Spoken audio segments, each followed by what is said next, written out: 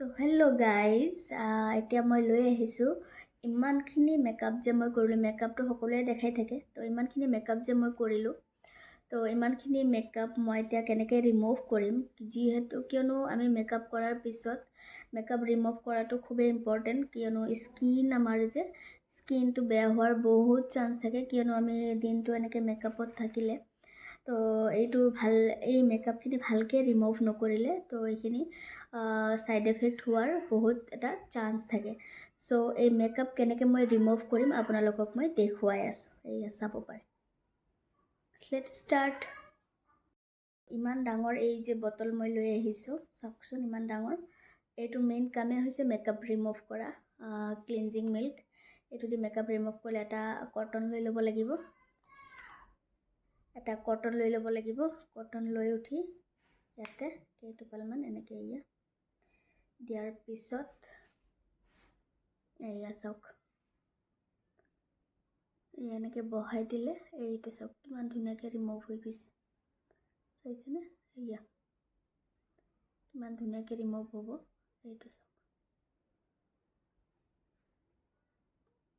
Remove কৰাটো বহুত important, যাতে স্কিনত আপোনাৰ একো নাথাকে, কোনো প্ৰডাক্টেই নাথাকে। চাওক কিমান ওলাইছে। তো এইটোৱে মই আকৌ ইউজ কৰিম নেক্সট পাৰ্টত। এইটো চাওক এনেকৈ ধুনীয়াকৈ, তো এইটো এনেকৈ দি পূৰা বহি দিব লাগিব।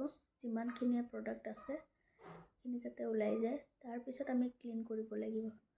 ডাইৰেক্ট আমি মুখখন ধুলেই নহয়। চ' এইবোৰ যে মেকআপ মই কোৰ্টত কৰি যাওঁ, ইয়াৰ অহাৰ পিছত এই অৱস্থা চাওক। এইবোৰ কৰিব লাগে অহাৰ পিছত। এনেকৈ মই দেখাই আছোঁ।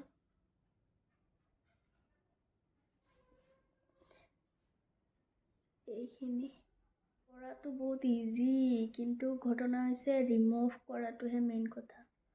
আপুনি মেকআপ কেনেকৈ ৰিমুভ কৰে সেইটোহে বহুত ডাঙৰ এটা চেলেঞ্জ।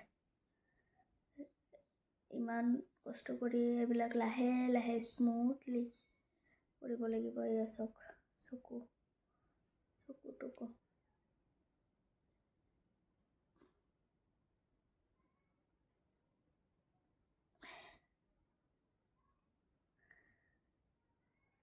বহুত ডাৰ্ক হয় লিপছ কালাৰটো।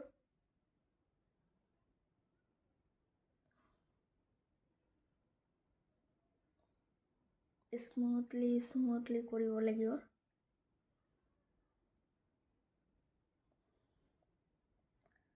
মোৰ মুখৰ অৱস্থা চাওক কি অৱস্থা। মই আৰু এটা কটন লৈ ল'লোঁ।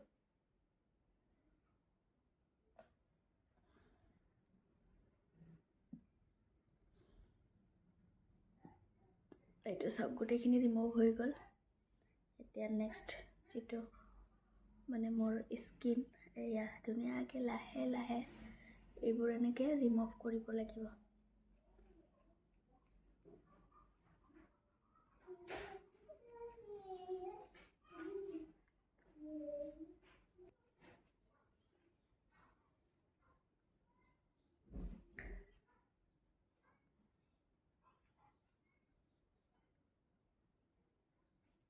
এতিয়া মই বাহিৰত যাই ধুনীয়াকৈ ৱাশ্ব কৰি আহোঁ।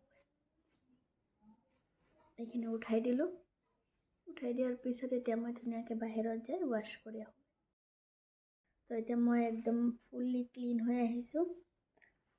তো মই পূৰা ক্লিন। এয়া মোৰ ৰেগুলাৰ যিটো ক্ৰীম, এইটো মই দিনত ৰাতি এনেকৈ লগাই থাকোঁ। তো টেক কেয়াৰ, বাই বাই।